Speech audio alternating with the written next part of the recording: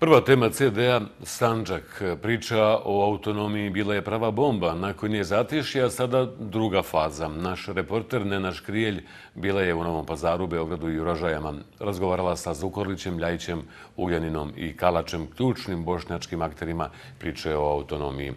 Glavni ne samo muftija, već i lider je Zukorlić, no autonomija je stara ideja i odluka koju sada ne osporava ni Sulejman Ugljanin. Crnogorski i srpski dio Sandžaka sada već približavaju stavove, a u priči je već odavno Evropska unija. Srbija se mora urediti, preurediti, regionalizirati. To je izvjesno. Hoće li Bošnjaci to znati iskoristiti? To je neizvjesno. Ideja o autonomiji Sandžaka izazvala je i izaziva velike reakcije. Da li je autonomija san jedna od mogućnosti ili stvarnost koja slijedi Bošnjacima u Srbiji i Crnoj Gori? Nama je potrebna zaštita, a jedan od mehanizama te zaštite jeste autonomija Sandžaka, a opet sve to utkano u već prihvaćena načela decentralizacije Srbije, vlasti u Srbiji, kroz autonomne regione, što je principijelno i prihvaćeno od strane beogradske vlasti na putu eurointegracija. Na koji vid autonomije mislite?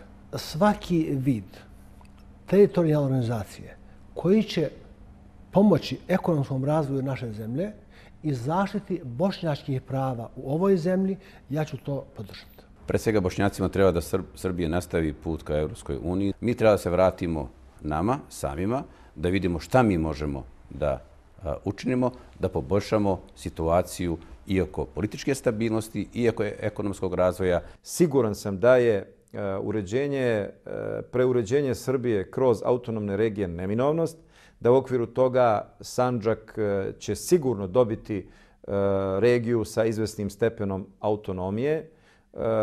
Ne vidim nikakav problem da se isto dogodi i u Crnoj Gori. Siguran sam da uz specifičnosti u samoj Crnoj Gori oni mogu naći put do ovoga cilja. Za razliku od Bošnjaka u Srbiji, Bošnjaci u Crnoj Gori imaju garant da će Sandžak biti regija. Đukanović je želio Crnu Goru nezavisnu i sa Bošnjacima sklopio sporazum. Pozicija Sandžaka definisana kao prekogranična regija. Za njih je to bilo tada prihvatljivo jer se naravno ne sukobljava sa evropskim procesima, a istovremeno obezbeđivalo je značajnu podršku suverenističkom bloku koja je bila itekako važna u tom momentu. Ovaj sporazum sada sve više i više dobija na značaju. Jer se Sandžak sve više pominje kao prekogranična regija, a pri tomu se dodaje atribut autonomije. Prekogranična regija, kako god da se tumači, a tumači se na različite načine, mora se vidjeti kao neka vrsta autonomije. Sporazum koji gledate potpisali su predsjednici stranaka Demokratske partije socijalista, gospodin Milo Đukanović, i predsjednik Bošnjačke stranke, gospodin Rafet Husović. Sporazum je nemoguće negirati i bilo bi to krajnje politički neodgovorno sa koje god adrese da je došlo. Mislim da bi to bilo političko samoubistvo. Bošnjaci u Crnoj Gori znaju šta hoće i šta im je cilj, a šta žele Bošnjaci u Srbiji. Bošnjaci Sandžaka su zvanično i građani Sandžaka na referendumu održanom 1991. godine rekli šta hoće. Svi znaju šta je to. Prema tome, to što su Bošnjaci rekli, to stoji, zna i ova vlada, znaju i sve prethodne vlade, zna i međunarodna zajednica. Došli smo do referendumskog materijala iz 1991. godine. Na referendumu su se Bošnjaci izjasnili da su za potpunu političku i teritorijalnu autonomiju Sandžaka. Kada bude počelo se razgovara o modalitetima autonomija, onda će oni da uzmu to u obzir. Jer to je vrlo ozbiljno, to je mnogo ozbiljnije nego nešto što danas zagovara muftija Zukorlić. Pitanje stepena autonomije je svakako pitanje oko koga treba razgovarati i zato mi nismo insistirali da se sve to unaprijed precizira. Jer opet ovisi o tome koliko ćemo imati razumijevanja od strane Beograda. Ukoliko sve bude išlo glatko i sporazumno, onda to znači da postoji viši stepen povjerenja i da nema potrebe da ti pojasi zaštite budu jaki. Ukoliko ne bude razumijevanja, to znači da i dalje u Beogradu neko planira nama neko zlo. Ukoliko vam osjećate opasnost, onda imate potrebu da ograda bude jača. Po svim pokazateljima, Srbiji slijedi regionalizacija. Bošnjaci Sandžaka se vide u jednoj od tih regija koja će zasigurno imati jedan vid autonomije. U ovakvoj situaciji Bošnjaci u Srbiji ne samo da su manjina, već su i obespravljeni. Momentalno, prava Bošnjaka u ovoj zemlji su vrlo na niskom nivou. O pravima Bošnjaka se mnogo ne razmišlja.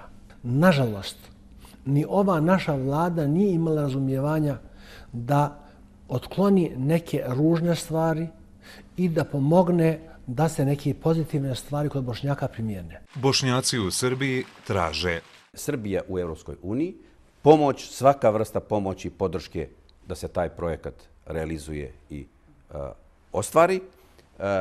Jaka lokalna samouprava, proces decentralizacije i regionalizacije koji će uslijediti, da u tome tražimo mjesto zajedno sa drugim regionima u Srbiji, opet nedominantno na ovom etničkom principu.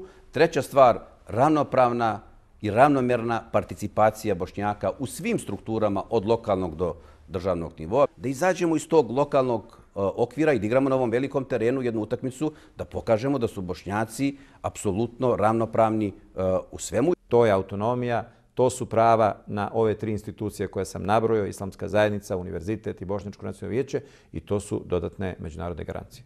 Jedini zdrav i objektivan pristup tom pitanju jeste analogija između Srbije i Bosne.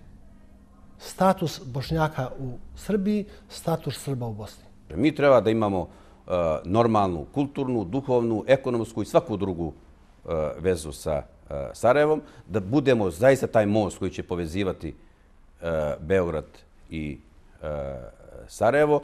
Protiv sam toga da se Beograd meša u poslove Bosne i Hercegovine, kao što sam protiv da to čini i Zagreb, ali sam protiv da i Sarajevo sad utiče na odnose u Srbiji, da ono utiče na odnose među Bošnjacima. Ako može da pomogne, dobro jeste. Onaj drugi dio koji nema dovoljno opravdanja jeste jače zalaganje, izražavanje stavova, kao i dosljednost obavezi svakog bošnjačkog političara da vodi računa i o drugoj dimenziji svoje uloge. A to je, dakle, oni prevashodno imaju obavezu da vode računa i štite Bosnu i Hercegovinu kao državu.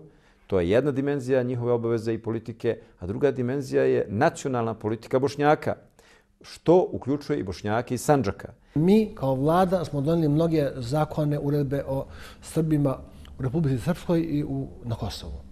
Pitam se, zašto do danas nijednu uredbu, niti jedan papir nije donijela bosanska vlada, skupština, čak ni visoki predstavnik kad se tiče Bošnjaka u Srbiji.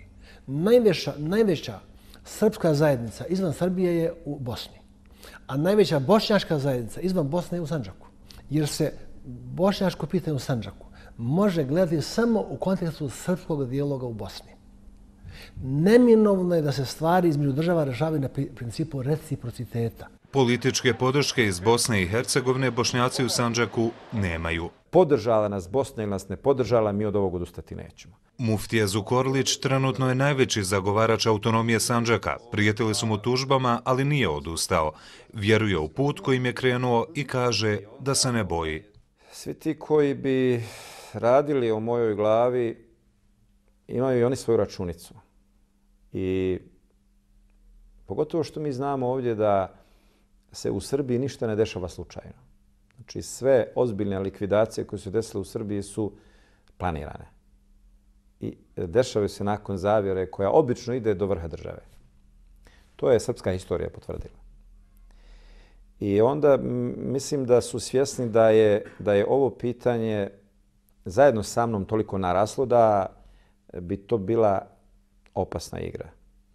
I da bi, recimo, obzirom na našu sandžačku tradiciju gdje još postoji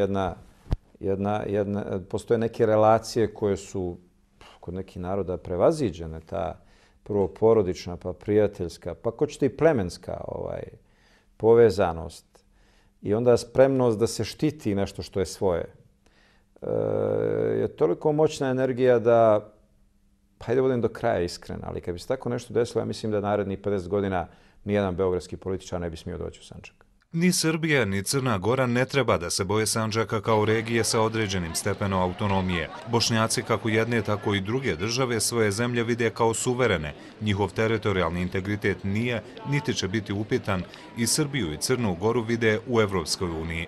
Žele da se dogovaraju, ali ne žele da budu ušutkani. Dosta je bilo tišine. Vrijeme je da i oni ostvare svoja prava, onakva kakva im i pripadaju, a da li će se to desiti sad, za godinu ili 5, manje je bitno.